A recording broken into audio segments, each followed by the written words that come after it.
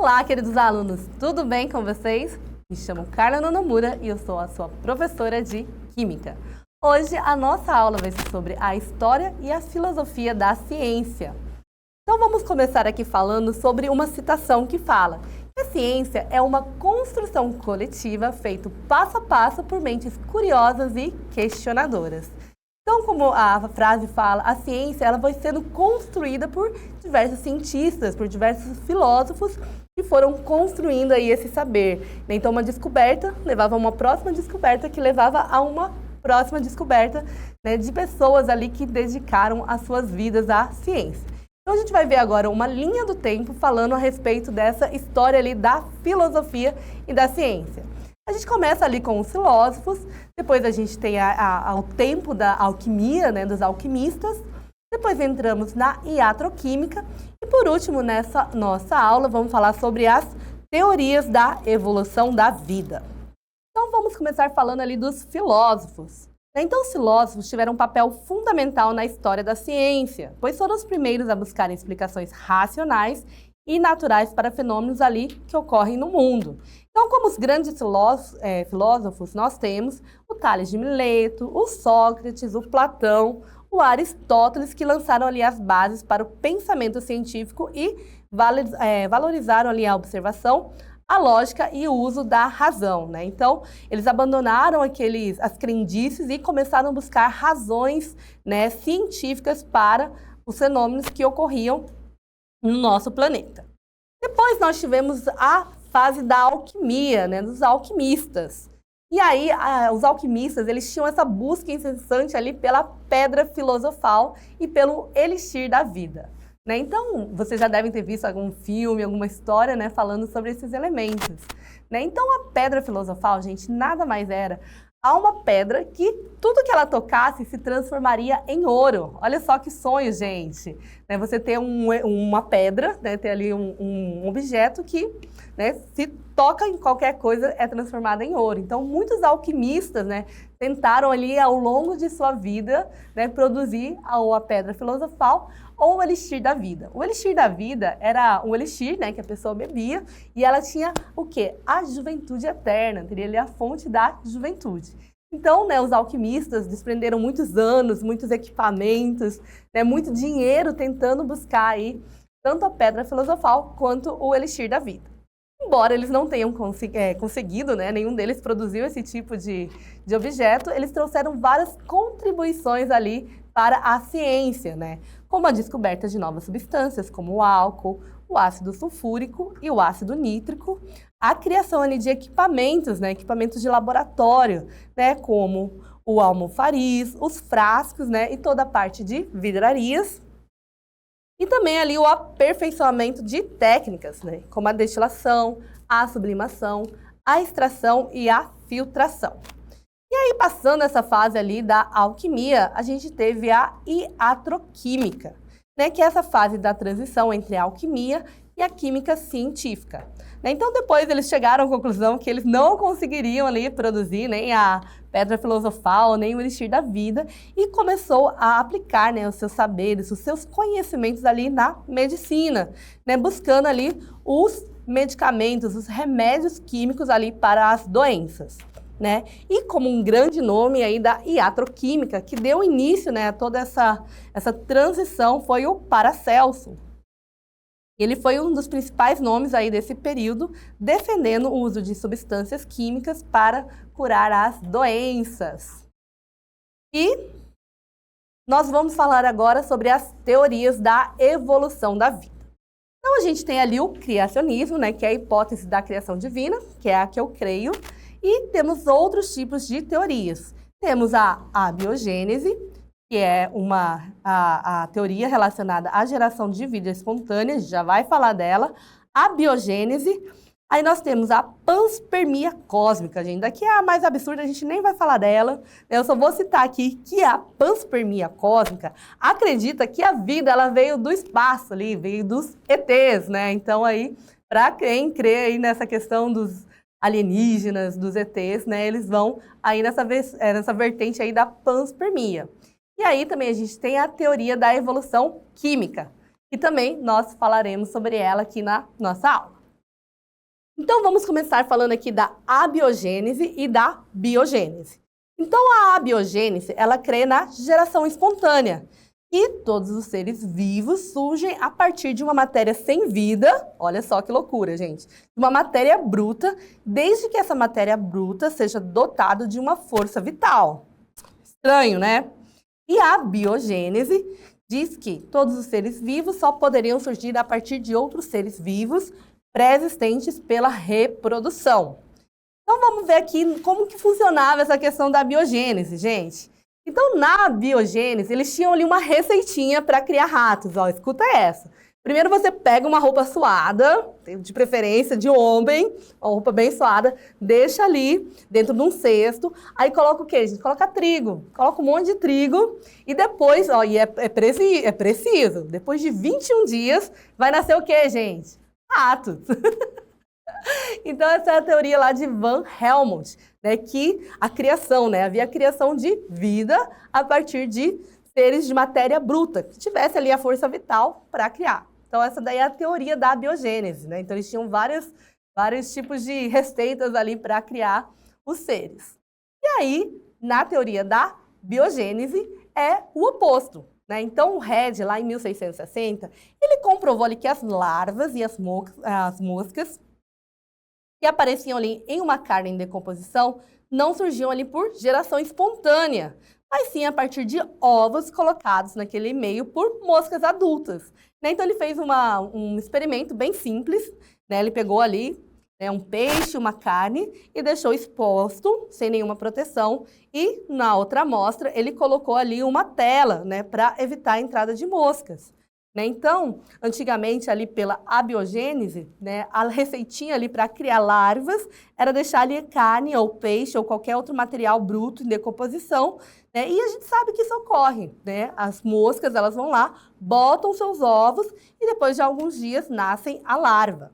Então, esse foi o grande boom, né? Foi o grande momento ali que Redd disse que, ó, esse negócio de abiogênese, gente, furada, né? Balela. E aí ele conseguiu provar isso com o seu experimento.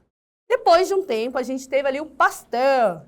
Né? Então, Pasteur ele foi um grande cientista ali, ele tinha muitos recursos, né? Era um homem de posses, né? E ele dedicou ali a sua vida também para fazer experimentos, para o desenvolvimento ali da ciência. Então, para acabar de vez com a ideia da abiogênese, o cientista francês Louis Pasteur realizou um experimento decisivo. Então, nesse experimento, ele marcou o fim da teoria da geração espontânea e o início da microbiologia moderna.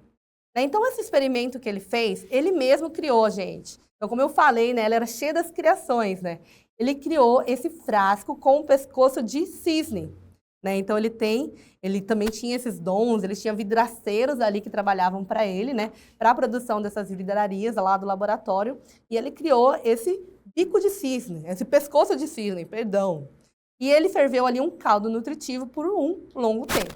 Então, a partir do momento que ocorreu, né, a questão da fervura ali desse caldo nutritivo, todo tipo de bactéria, todo tipo de micro-organismo que estava contido, né, nesse caldo aí, foi destruído, foi inutilizado.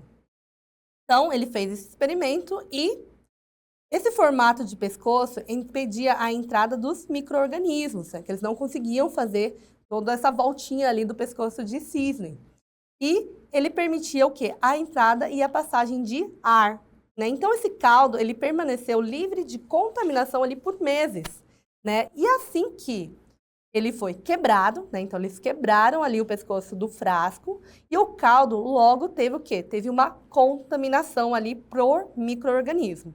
Então, a conclusão aí desse experimento é que os micro-organismos, eles vêm ali do ambiente e não se originam de forma espontânea. Então, esse daí foi o experimento de Pasteur que derrubou de vez, né, a teoria da abiogênese. Agora, a gente vai falar sobre a teoria da evolução química ali de Opary e Haldane. Né? Então, essa teoria, ela fala que né, eles sugerem ali que a partir de reações químicas entre compostos simples presentes ali na atmosfera primitiva. né, da Terra sob condições como descargas elétricas, o calor ali dos vulcões e a radiação ultravioleta, né, as moléculas orgânicas simples, ali como os aminoácidos, se formavam num caldo, né, a gente chama de caldo primordial, né, e eles iam se acumulando ali nos oceanos, dando origem às primeiras formas de vida. Então aqui, ó, tem um infográfico falando de como ocorreu, né, a formação ali da vida, segundo essa teoria de Oparin e Haldane. Então ali com essa atmosfera ali da Terra primitiva ali, com o calor dos vulcões, né, as descargas elétricas ali dos raios e trovões, mais a radiação UV, né, elementos como a amônia, que é o NH3, o hidrogênio, o H2, o nitrogênio, o N2 e o metano, né, o gás metano, CH4, eles passavam por todo esse processo, né, pelo calor, pela eletricidade, pela radiação, e eles se transformavam em moléculas orgânicas simples, né, como aminoácidos, açúcares e ácidos graxos. E aí essas moléculas orgânicas, né, elas iam se juntando, né, elas iam fazendo essas ligações até formar os coacervados. E a partir desses coacervados, né, a gente tinha ali a produção da célula do RNA ancestral. Então aqui, para comprovar essa teoria, né, depois de alguns anos, teve o experimento de Milley e Urey, que eles realizaram ali experimentos para simular as condições ali na Terra primitiva. Então, eles fizeram esse experimento para comprovar ali a teoria, né? Então, eles fizeram todo esse processo ali em laboratório, né, misturando ali os gases, que eram os gases que estavam presentes ali na atmosfera primitiva, colocaram essas descargas elétricas, né, e fizeram ali uma circulação de água fria para condensar ali os vapores da água.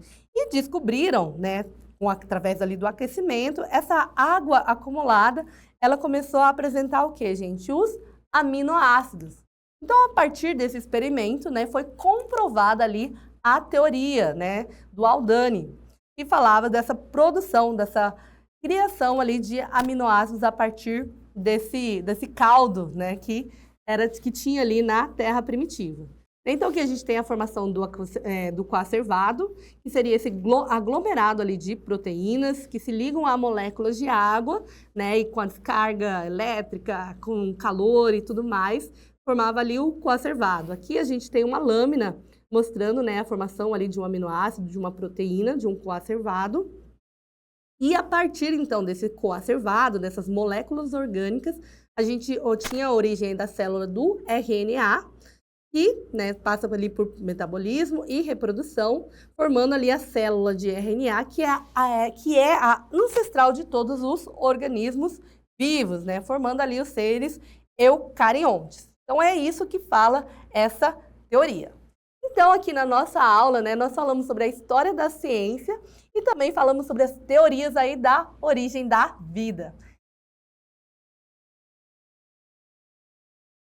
Ela caiu lá no Enem de 2012 e falava assim: em certos locais, larvas de moscas criadas em arroz cozido são utilizadas como isca para pesca. Alguns criadores, no entanto, acreditam que essas larvas surgem espontaneamente do arroz cozido, tal como preconizado ali pela teoria da geração espontânea, né, a abiogênese. E essa teoria começou a ser refutada ali pelos cientistas ainda no século XVII, a partir dos estudos de Redi e de Pasteur, que mostraram experimentalmente que, letra A, seres vivos podem ser criados em laboratórios, né? Então, segundo ali Redi e Pasteur, não podem ser criados, né, gente? Letra B, os primeiros seres vivos eram plantas microscópicas que surgiram da fotossíntese espontânea nos oceanos primitivos. Também está errada aqui essa questão, não foi a partir da fotossíntese. A letra C, o ser vivo é oriundo da reprodução de outro ser vivo pré-existente, ó. Temos aqui a nossa resposta correta, né? Então, segundo essa teoria da biogênese, né, um ser vivo só pode ser originado, né, de outro ser vivo e não ali dessas receitas mirabolantes, né? Letra D. Micro-organismos atuais ainda surgem espontaneamente em caldos nutritivos esterilizados, comprovando a abiogênese? Só que não. Letra E. Vermes e micro-organismos são gerados pela matéria existente nos cadáveres e em caldos nutritivos, respectivamente? Também não. Então, aqui, ó, a gente tem a nossa questão correta, letra C. Então, vamos aqui para a nossa próxima questão. Na figura abaixo, temos representado um aparelho projetado por Stanley Miller, no início da década de 1950. E por esse aparelho circulavam metano, amônia, vapor de água e hidrogênio. E através da energia fornecida por descarga elétrica, produtos de reações químicas como aminoácidos, carboidratos e ácidos graxos eram coletados no alçapão. E através desse experimento, Miller testou a hipótese de que, na atmosfera primitiva, com a ação dos raios, letra A, compostos orgânicos puderam ser formados a partir de moléculas simples. Essa daqui ela está correta, gente, porque ele fala o quê? Compostos orgânicos ali, como aminoácidos, carboidratos e ácidos graxos, se formavam ali a partir ali das moléculas simples, ali como a amônia, né, o gás metano, a água, através da descarga elétrica. Né? Então, a gente já tem aqui a nossa resposta correta. Mas vamos ver aqui por que as demais estão erradas. Então, fala a letra B. Compostos inorgânicos, né, puderam formar a partir de moléculas orgânicas. Aqui, errado, né? Não foi compostos inorgânicos, e sim compostos orgânicos. Consequentemente, a C também está errada, ó, falando que compostos inorgânicos e orgânicos, não, somente orgânicos, né, puderam originar os primeiros seres vivos. A letra D. A primeira forma de vida foi um vírus, não, gente, seres eucariontes e procariontes, que surgiram espontaneamente a partir de carboidratos flutuantes no oceano primitivo. Errado, errado, errado, errado. Letra E. Coacervados puderam se formar a partir de moléculas inorgânicas. Então, aqui também, né, os conservados se formaram, mas através das moléculas orgânicas. Então, aqui nós temos a nossa questão correta, que é a letra A. Então, terminamos aqui a nossa aula, né, as nossas atividades sobre a ciência, a história da ciência, e espero que vocês tenham aprendido um pouco mais e tenham gostado aí da nossa aula. Um abraço e até a próxima!